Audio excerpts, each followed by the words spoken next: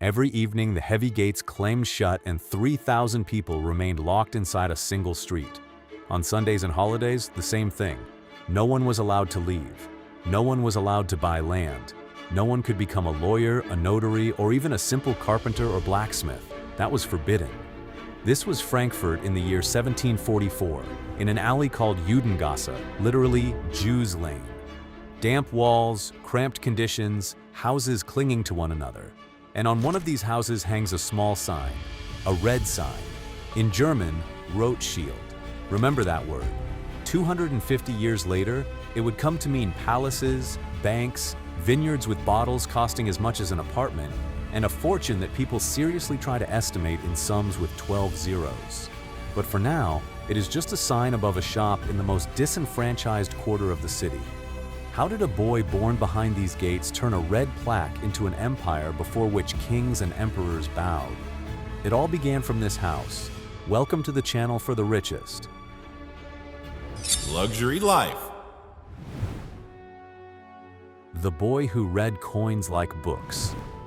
Meyer Amschel Rothschild, from the age of 10, could do something that grown-up money changers could not. He would take a coin in his hand and, in seconds, understand exactly what it was truly worth. In the Holy Roman Empire, this was almost like sorcery. Every little town minted its own money. Florins, thalers, louis d'or, carolusses, ducats, dozens of different coins of different weights, of different purities. Getting confused was easier than easy, and Meyer's father kept a shop where he exchanged and appraised just such coins, and his son absorbed this trade, sitting right beside him. By the age of 12, he was alone. First his mother died, and within a few months his father. Both passed away almost one after the other, an orphan. His uncles looked at the bright teenager and decided his place was not in a poor shop, but where real money was circulating. At 13, Meyer was sent to Hanover to the house of the Oppenheimers, the wealthiest Jewish family, and there he first saw the profession that would turn his entire life around. A profession that almost no one in the Frankfurt ghetto even suspected existed. The profession that opened doors to kings. Banks, as we understand them, did not exist back then, but there was the court Jew, a man whom the prince entrusted with his finances. It sounds modest. In reality, these were the people through whose hands the money of entire states flowed. Did the prince need jewels that would cost a city's annual income? The court Jew would find them. Did he need to finance a war, buy cannons, hire soldiers? Again, he went to the court Jew. While the rest were locked in the ghetto, these financiers sat beside the thrones. Meyer understood everything in an instant. Here was the way out, not from poverty, but from the very fate to which his fellow Jews had been condemned. The road to freedom did not lead through a craft or through land, which he was forbidden to own anyway. It led through money. 7 years of apprenticeship, and at 20 he returned to Frankfurt, to the same ghetto, and stood behind the counter of the family shop, dealing in rare coins. From every coin sold, he pocketed 8%. Solid clients began to come, but the man who could elevate him to the very top still had not appeared. And then a general walked into the shop. A bet at 25 years. General von Estorff collected ancient coins and quickly realized young Rothschild understood them better than any antiquarian. They became friends, and then the general introduced Meyer to the man who would change everything. To Prince William IX, one of the richest men in Europe at the time, Meyer knew how to be liked. Contemporaries described him as a charming, handsome young man whom one wanted to trust. The prince was pleased and once remarked to the general, "The man you brought is no fool." Meyer regularly supplied him with rarities, year after year, but the coveted status of court suppliers still did not come. And so, at 25, the young merchant did what almost no one else would have dared. He sat down and wrote directly to the prince. He offered his services himself. By the standards of the era, almost impertinence. A commoner from the ghetto writing to one of the foremost nobles of Germany. The letter could have offended. It could have ruined everything. The prince read it, and he liked the audacity. Meyer Amschel Rothschild officially became a court supplier at 25 years of age. From that letter, the money in his house began to grow so quickly that he himself could barely keep count. The secret he hid in the basement.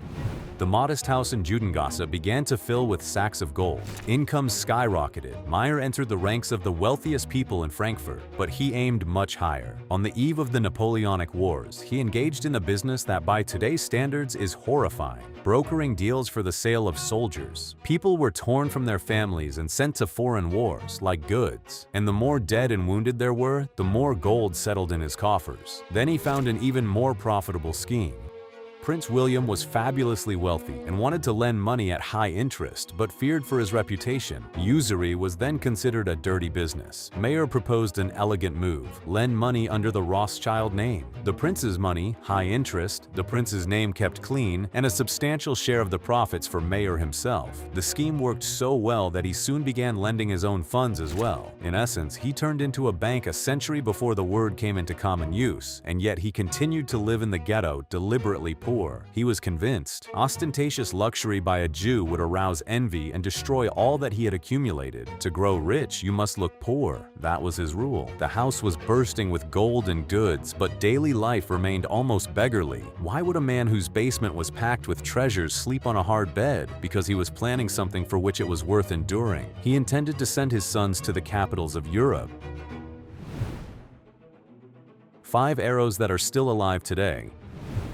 Meyer was already 67, and instead of living out his days on sacks of gold, he conceived something that almost no one before him had done: a bank the size of an entire continent. On the 27th of September, 1810, he signed an agreement with his 5 sons, which he himself called unbreakable. Daughters were not involved in this arrangement at all. Neither they, nor their husbands, nor descendants through the female line were to receive anything. The capital was to remain exclusively within the male line, and that was final. The strategy echoed the move of the Florentine bankers, the Medici, from the 15th century. They had once scattered their relatives across different cities to maintain a network of branches. Meyer did the same with his sons. He sent each to his own capital. Amschel remained in Frankfurt, the keeper of the family nest. Solomon settled in Vienna, at the heart of the Austrian Empire. Karl went to Naples for Mediterranean trade. James, perhaps the most brilliant of them all, was sent to Paris. And Nathan moved to London, the financial capital of the world. Everything rested on one principle: family unity. The brothers were to work like a single fist. The old man encoded this behest in the family crest: 5 arrows clutched in a fist. 5 sons, easily broken individually, but together, impossible. And here's the remarkable thing. Today, the private banking division of the group still bears the name 5 Arrows. Over 200 years have passed, and the arrows are still in the fist. But of all 5, the old man had special hopes for one, the one to whom he entrusted more than half of the family's money. The man they called the Napoleon of Finance. Nathan arrived in London at 21 years old with £20,000 in his pocket. By the standards of the time, that was a fortune in itself, more than half of all the family's money. His father had entrusted it to one son. Only, the son did not know the language, did not understand the customs, and kept his books, to put it mildly, carelessly. His father warned him directly: "You have enough intelligence, but without order, a millionaire turns into a beggar." Nathan had to break into the closed world of London financiers from scratch and make them reckon with the name Rothschild. And he did. At the height of the wars with Napoleon, Nathan became the chief banker for the anti-French coalition. Over several years, he transferred gold across Europe worth over £40 million to Vienna, Berlin, Petersburg. Everywhere forces were being gathered against the French. And then comes the legend you have certainly heard. 1815, the Battle of Waterloo. It is said that Nathan had his own courier network, and the news of Napoleon's defeat reached him before anyone else in London. And allegedly, he pulled off the most cunning game. He first demonstratively began selling government bonds. The exchange concluded that Rothschild knew of an English defeat, panic set in, and securities plummeted. And at the very bottom, he bought everything he could. When official news of the victory finally arrived, prices soared, and Nathan, according to legend, earned a sum equivalent to hundreds of millions in today's money. Hence the nickname, the Napoleon of Finance.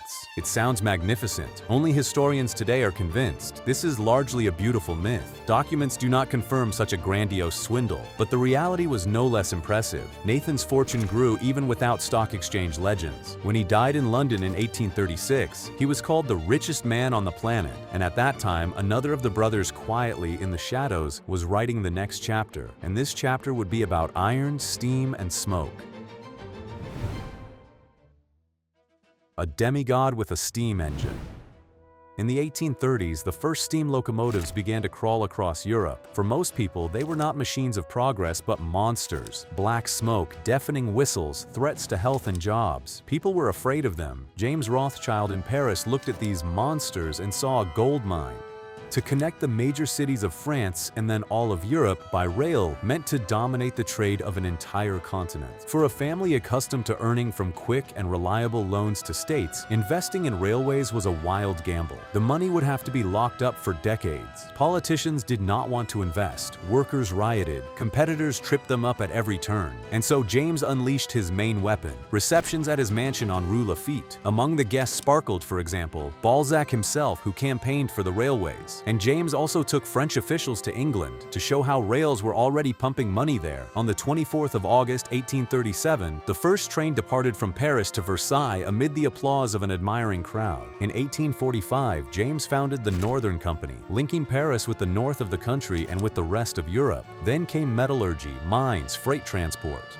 With this money, he bought what others spent fortunes on, the Château de Ferrières, mansions in the very heart of Paris. And then in 1848, Europe was shaken. Revolutions, strikes, sabotage, the networks ground to a halt. The Northern Company tottered. One journalist wrote then, "In Paris, everyone is ruined. Bankers fell one after another. Rothschild stood firm, the only one, but bloodied. He was saved by those very 5 arrows. The London branch sent money and the company weathered the storm. And when the storm subsided, profits surged and James was called a demigod of finance. His mansion on Rue Lafitte was called the Shadow Ministry of Finance of France. His personal fortune, over 40 million francs. It seemed this family could not be stopped. But precisely at its peak, the first crack appeared within it. Number 1.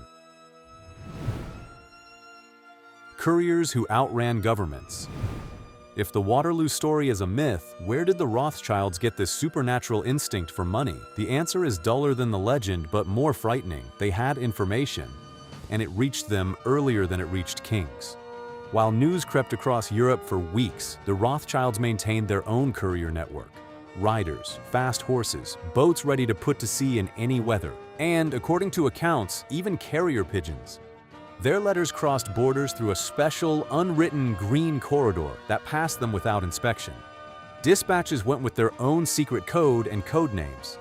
The 5 brothers and 5 capitals did not send gossip to each other. They sent what moved markets, the outcome of negotiations, news of war, a monarch's decision. Imagine you are the only one in London who already knows how a battle on the continent ended. Not an hour earlier, by a day, by 2. On the exchange, that day is enough to make a fortune. Contemporaries whispered that Rothschild's couriers even outpaced the state mail, and it was not magic, it was logistics built long before the telegraph. He who owns the news owns the market. This principle the family mastered a century before it became a cliché. And its first serious application was not on the stock exchange at all, but in the office of the British Prime Minister. It is yours, madam. One evening in 1875, a man from the British Prime Minister came to the bank on St. Swithin's Lane with a single request. £4 million were needed, urgently, and almost without any paperwork. Here is the backstory. The Egyptian ruler, the Khedive Ismail, was up to his ears in debt and put his shares in the Suez Canal up for sale, that very artery connecting Europe with India. The French had already set their sights on them. The British Prime Minister, Benjamin Disraeli, realized if the shares went to Paris, Britain would lose the key to its own empire. Parliament was not in session at that moment. Waiting was impossible, and Disraeli turned to his close friend, Lionel de Rothschild. It is said the banker asked what security there would be for such a loan. The envoy's reply went down in history: the British government. and the Rothschilds lent £4 million, essentially on a promise, almost without a contract. In today's money, that is about £365 million.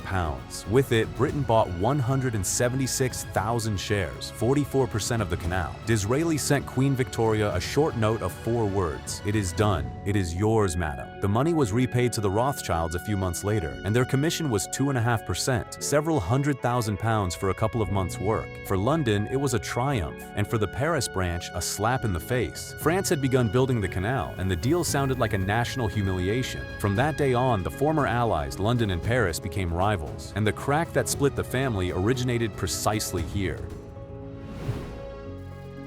The first bankruptcy and the secret of the 4 zebras. The arrows had begun to diverge even earlier. In November of 1868, James passed away, the last of the 5 brothers, and the era of the legendary fist came to an end.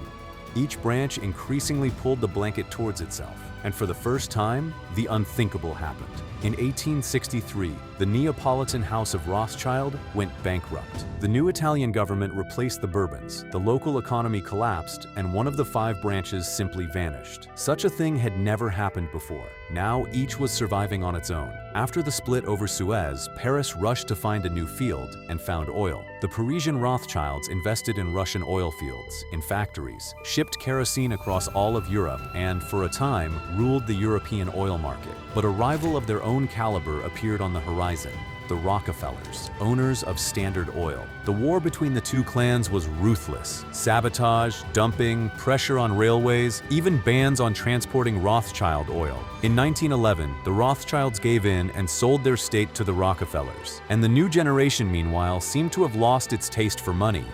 Walter Rothschild in London took up zoology, and once, it is said, drove through the gates of Buckingham Palace in a carriage drawn by 4 live zebras, astounding the entire court. In Paris, Lionel Nathan abandoned finance for botany and called himself first and foremost a gardener, and banking just a hobby. Influence was waning, but prestige remained, and ahead the family faced a trial compared to which all previous cracks paled. 42 crates for Hitler. In the 1930s, the Rothschilds became the perfect target for everyone at once. For communists, the rich exploiting the workers. For the Nazis, Jewish wealth that could be seized and appropriated. In 1933, Hitler came to power in Germany, the Anschluss of Austria, the invasion of Poland, and in 1940 into France. When Paris fell, the Rothschilds were in the crosshairs. And here is a detail that sends a chill down your spine. The Germans already had the addresses.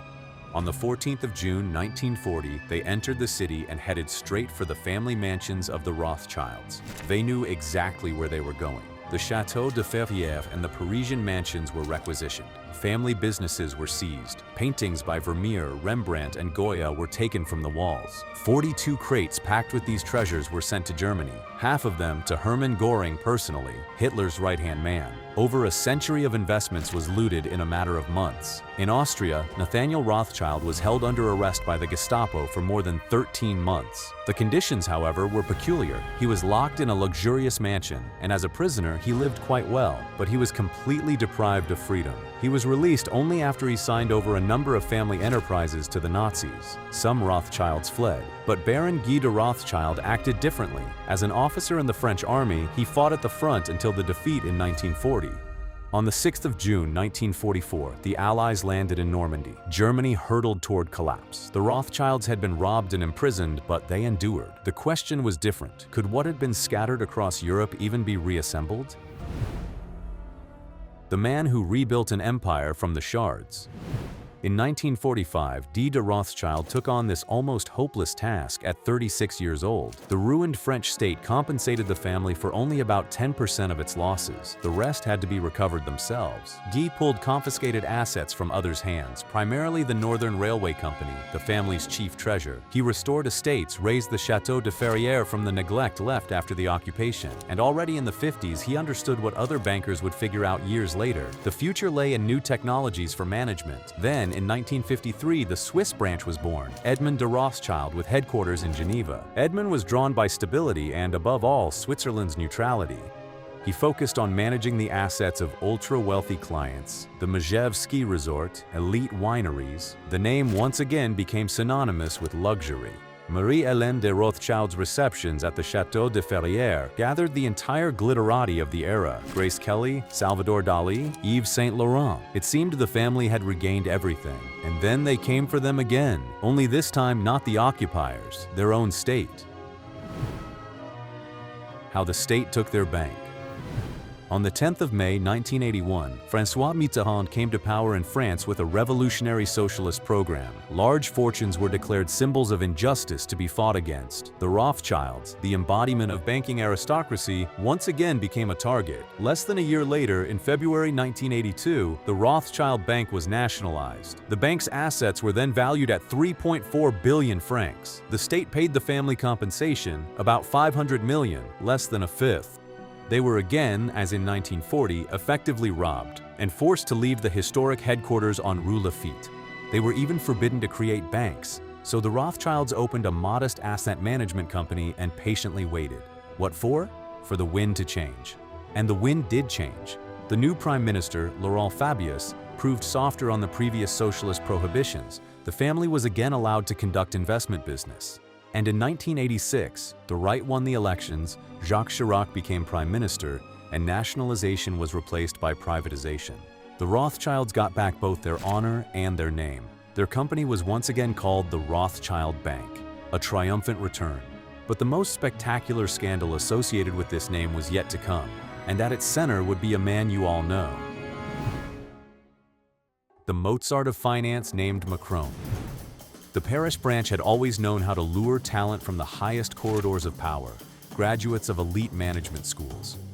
And in 2008, a young financial inspector named Emmanuel Macron joined them. He was immediately taken into the circle of future partners, and as rumored, not for outstanding financial skills, these were rated as merely decent, but for his impressive little black book of contacts. He was given the resident nickname, the Mozart of finance. His main trick happened in 2012. The Swiss company Nestlé was buying the baby food division from the American company Pfizer. The deal was record-breaking, about 9 billion euros, by other accounts almost $12 billion, the second largest in the bank's history. Macron, according to legend, in the final seconds before the board meeting, persuaded Nestlé to raise its bid, and the deal went through. How much did the bank earn from this? Estimates vary, but we are talking about tens of millions of euros. The range cited is roughly from 40 to 135 million. Macron himself officially received about $1 million. However, years later, journalistic investigations cast doubt on this figure. Talk surfaced of much larger sums and of money supposedly left in offshore accounts. Little has been proven, and disputes continue to this day, but the residue and the reputation of the kingmaker of the Fifth Republic were secured for the Rothschilds for a long time. It is precisely this closeness to power that fuels the eternal conspiracy theories surrounding this surname, and fueling them further is another trait, almost pathological secrecy. But behind this secrecy hides a very concrete, measurable in money answer to the question, what do the Rothschilds actually own today? The war over their own name. There are surnames over which strangers sue, but the Rothschilds once almost went to court against each other for the right to be called Rothschilds. The issue is that there are many branches, but only one surname. And when, in 2015, the Franco-British group merged its brands under the short and resonant name Rothschild & Co., the Swiss branch perceived this as an attack. This is the very same Edmond de Rothschild line from Geneva, specializing in managing the fortunes of the ultra-wealthy. The Swiss decided their identity was being taken from them. A conflict over a single word in the name reached the boiling point. For a family that had dissolved into the shadows for 2 centuries and almost never aired its dirty laundry in public, a public squabble was an unheard of thing. They only reached an agreement by 2018. The Franco-British part kept the group name, while they would run the common website together. Peace was restored. But the very fact is telling. Even among the Rothschilds, the surname is worth more than money. And against the backdrop of this eternal secrecy, the family made a move that is hardly expected from public companies. The day they left the exchange. In 2023, something happened that few noticed, but which speaks more about the Rothschilds than any legend. The family bought its own bank off the stock exchange and took it back into the shadows. It sounds routine. In reality, it was a deal worth approximately 3.6 to 3.7 billion euros. Through its family holding company Concordia, Rothschild offered shareholders 48 euros per share, bought up the remaining shares, and removed the company from the Paris Stock Exchange where it had been trading since 1838, almost 200 years. No more quarterly reports, no more pressure from outside investors. Control returned to the hands of the family, the seventh generation, headed by Alexandra de Rothschild, who has been the group's executive chairman since 2018. Why leave the stock exchange when everyone is watching you? Because the Rothschilds have always played the long game and do not like anyone peeking into their pocket. And that pocket today looks like this. The Rothschild & Co. Group operates in more than 40 countries and employs around 4,600 people. The business is divided into three parts. The first is financial advisory. They handle mergers and acquisitions of companies and even entire states, and they are consistently among the top 10 strongest investment banks in the world for deals.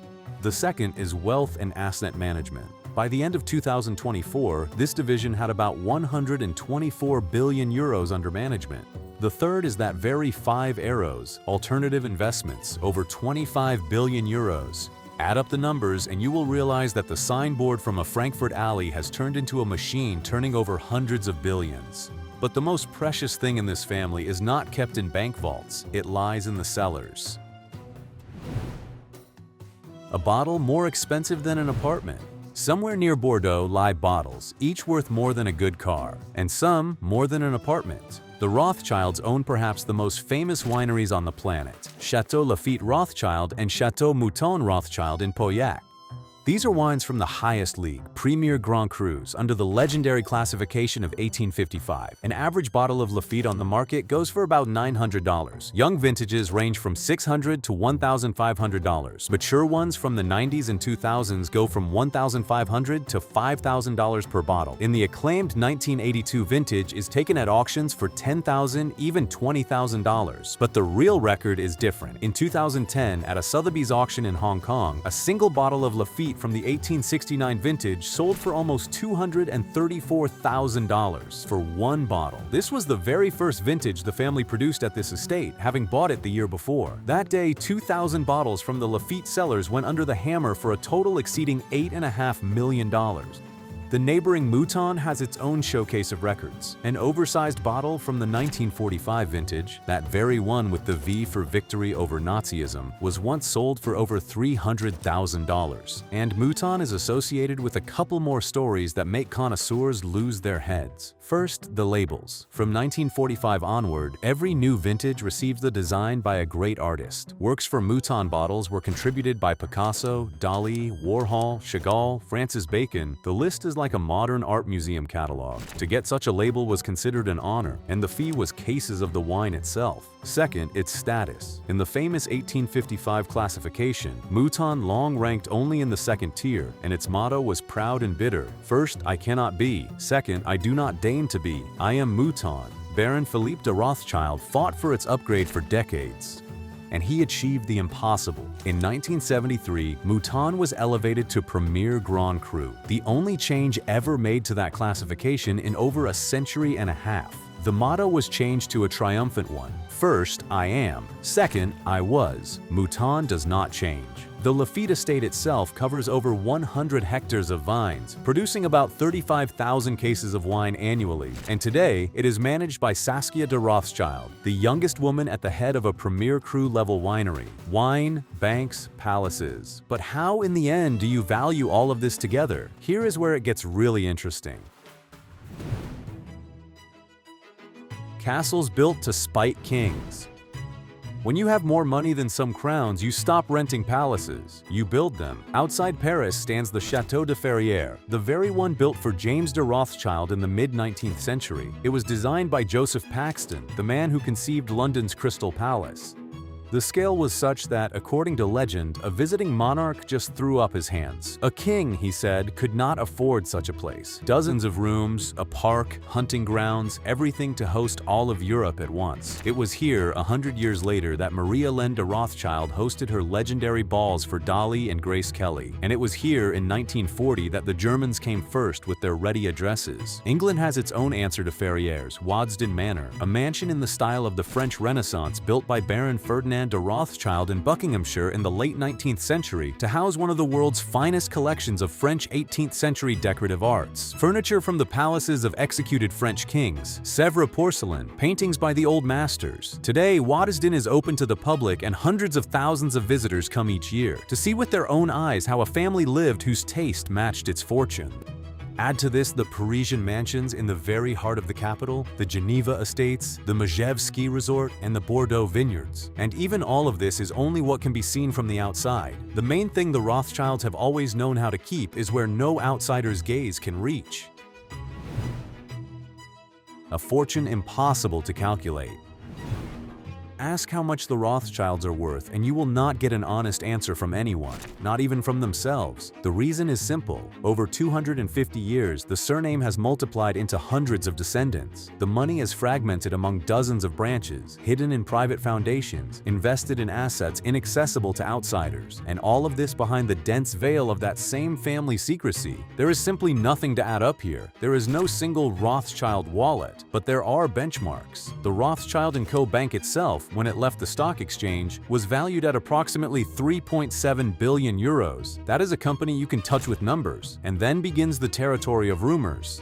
Some estimates are relatively sober, in the range of several hundred billion euros. Others are, frankly, fantastic, with figures like 20,000 billion, meaning 20 trillion. There is no real evidence for such sums. They are fodder for conspiracy theories, not accounting. And yet, one thing can be stated with certainty. Over 250 years, the legacy of the boy from the Frankfurt ghetto has become a genuine myth. The name Rothschild has passed through 200 years, through all the wars of the era, through bankruptcy, looting, nationalization, and has endured. Meyer Amschel once carved 5 arrows on his crest and bequeathed his sons to stay together. Today, those arrows are still in the fist.